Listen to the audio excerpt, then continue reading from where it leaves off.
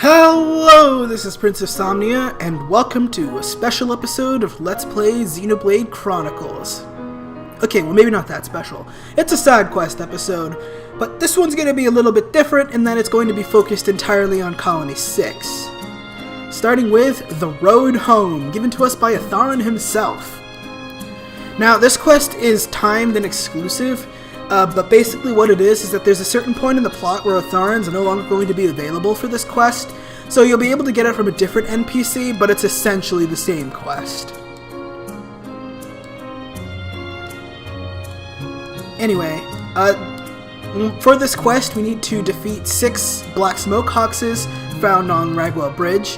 They're all level 30, so they're actually kind of tough, and you want to be really careful about them ganging up on you, because they can fling you all across the area and kill you, so you really don't want to take them too easy.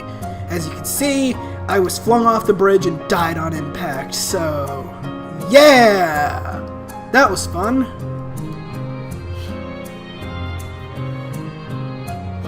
But anyway, as I was saying about the quest itself, even though it will eventually get replaced by a different quest, you want to be careful because there is, in fact, a point in the game from which, if I recall correctly at least, the replacement quest expires as well, and then you won't be able to achieve this quest or anything that goes beyond it, and that would be really bad.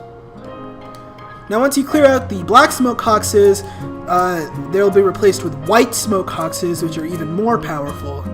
Now these guys you really do want to be careful about handling, because they actually can kill you really quickly if more than one of them shows up, since they are white tagged enemies after all.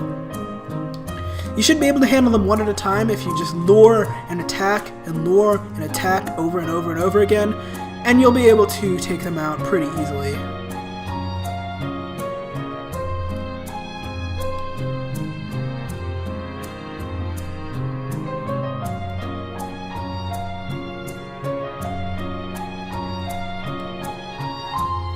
Now, once you've cleared out the Hoxes, you actually need to not return to the entrance of Colony 6, but rather, you need to return to the refugee camp and speak to Juju. Now, before you do this, just a warning, if there's any quest other than Ernest's questline that you haven't done for the refugee camp, do them before you finish The Road Home, or they will expire permanently. Whenever you're ready, we can have the refugees move, and they'll be gone from the camp. You'll be placed in front of a new landmark, Reconstruction HQ. Welcome to the reconstruction of Colony 6. Now, by the way, you can clear the area if you've visited other areas like the freight elevator and blah blah blah, but that's not really what we're here for. Now, what we're about to do here is a unique-ish mechanic that isn't really a side quest so much as it is a side bit. It's pretty critical for a lot of things later in the game, so I really do highly recommend doing it, but yeah. This is the Colony 6 Reconstruction. We can basically, using materials we collect all over the world, build back Colony 6 all the way back to its former glory. Now, of course, you're going to need money for each build, as well as certain items, so keep that in mind. There is basically 4 different categories you can upgrade. Nature, for example, is one of them. It requires 2 sharp hawk spurs, as well as 2 dark grapes, and 5,000 gold. I won't be saying out loud everything that you need for these, but that's basically what the little panel at the bottom of the screen is there for, to help you out with those. We also got housing.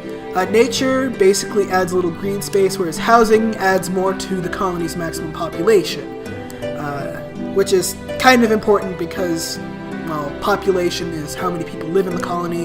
You can boost that up to improve your colony, essentially. I'll explain a little bit more about that later. We also have commerce, which basically builds shops in the colony, which is, important because otherwise you can't buy things. And then we have special. What special does is it effectively creates collection point spawns that for now are basically native, I think, to the Colony 6 area. I'm not sure about that one, but some of them, later on in the game, have collection points for areas that are different from Colony 6. Some of them with areas that you might not even ever be able to visit again. So, yeah, it's really important, especially for side quests. If you complete a level for every single one of those 4 categories, you'll complete a level of the colony as a whole, and you'll get a reward, in this case, the Ultra Small Reactor.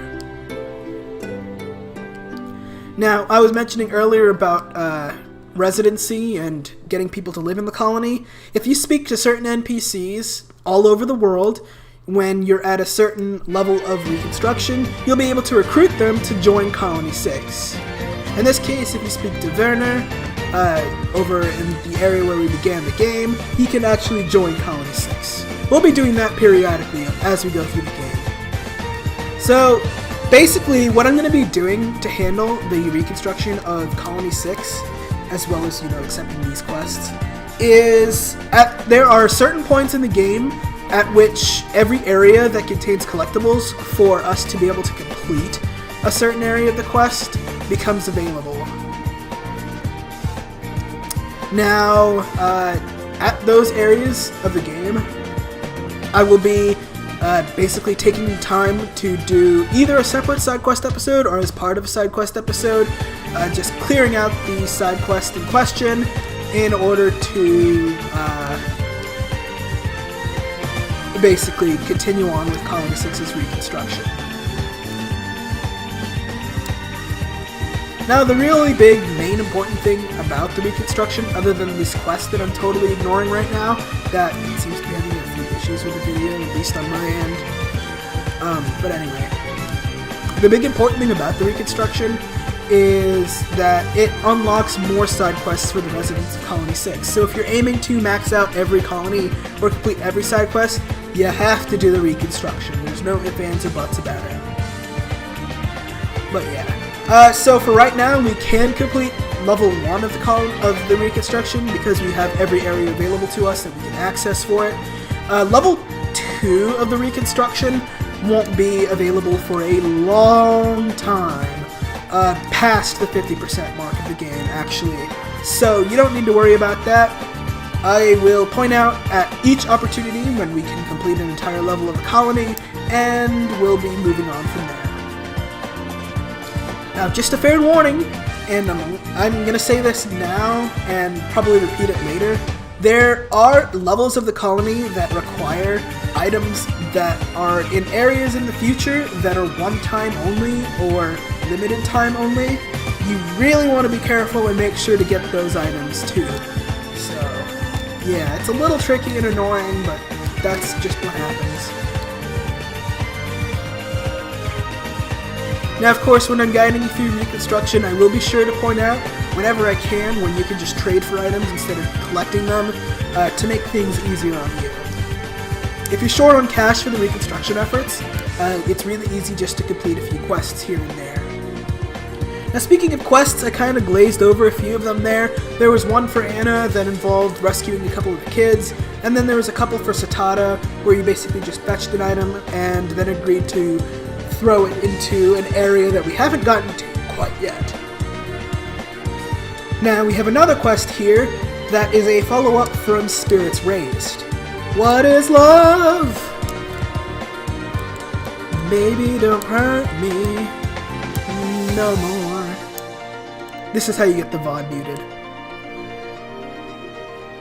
But anyway, yeah. Actually, it's not so much a follow-up of Spirits Raised as it is you have to have not done Imaginations Tempered. If you don't do that quest, this will be available to you while you're in this area. If you did, then What is Love and the next 2 quests in this quest line are completely unavailable. Now, for What is Love, you just gotta speak to a few people here and there in the colony. Gorman, Satada, Olga, and Anna, and then speak to Ewan again. Once you've done that, you can complete the quest.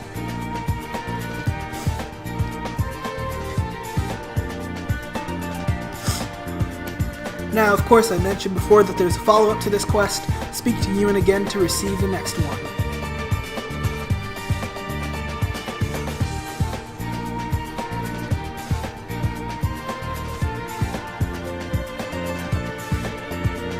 What is courage? Now you can either head, for this quest, you need to head to one or the other location listed in the little side quest panel here. If you head to Satoral Marsh instead of the Ether Ruin, you'll be made to fight a quest-exclusive enemy, but the Sota Ruins are a little bit more dangerous than the Ether Mine, so I don't really recommend going for that. I recommend going here instead. If you go here, you'll be made to fight the unique monster Elegant Martin instead, but it should be easy enough to handle. Once you've slain either monster, speak to Ewan to complete the quest.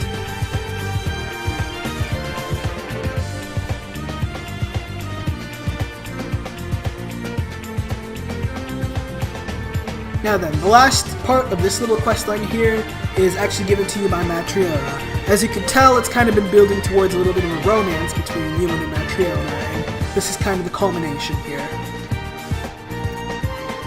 This is Matriona's answer. Now, there are two paths you can complete here. Kind of doesn't really influence much of anything else other than her decision about dating Ewan. If you collect the lake drop on the Bionis leg, it's her saying yes, whereas collecting the dying immediately by falling, no. By collecting the nasty weed in Satoral Marsh, it's basically her saying let's get high together. No, it's her saying no. Now, obviously, the lake drop is the same lake drop from Imagination's Tempered, so if you had collected that previously and given it to that quest, that's part of the reason why this is just unavailable. But anyway, hand an item over to Ewan, or to Matriona, the lake drop, obviously, and then hand the portrait she gives you over to Ewan for her answer. And then speak to Matriona to complete the quest. Now, even though you do technically get a stronger gem out of completing the B path, completing the A path is flat out better in every way, because that'll get you a green affinity link between Ewan and Matriona, whereas her saying no gives you a red affinity link that I don't think you can repair ever. So, don't do that. Be nice to people. Now here we've got another quest. It's kind of, I think, one of the few... I don't think it's the first time we've seen this little mechanic, but in case it is, I'll explain it anyway. But we've got a little bit of a quest here that's just got a little bit more to it than that. Now, this quest is technically timed and will expire at a certain point, but its expiration date is 100% Reconstruction, which isn't happening until late in the game. In fact, I think for my Let's Play, I won't be finishing that until after we beat the game entirely. So, yeah, that ain't happening. It's functionally lasting forever. Now, this is a quest for the Restoration, but alongside for the Restoration is a bit of an extra quest that goes along with it. Making a new path. Now, you only need to do this, and I guess I'm only saying this for kind of posterity's sake, but also for people out there who have played the game and are actually later in the game than this quest. But you only need to do making a new path if you're too weak to take on Immovable Gonzalez. If you can finish off Immovable Gonzalez, you can ignore this quest. But for those of you who are playing this at this point in the storyline, when you're not level 99, you're going to need to collect 3 sticks of dynamite located all around the Ether Mine.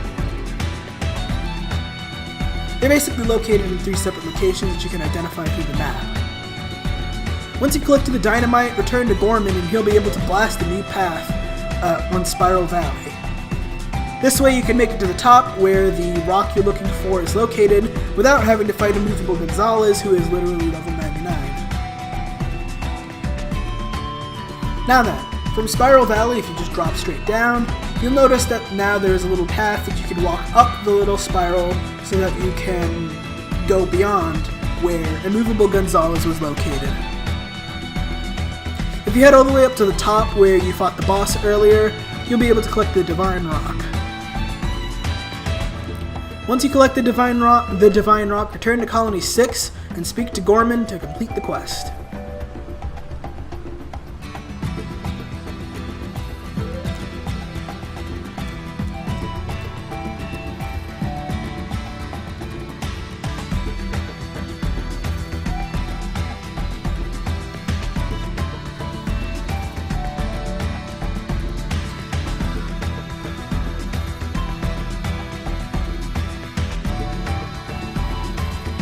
Now then, for the last quest we can really do right now, here in Colony 6, we can speak to Olga.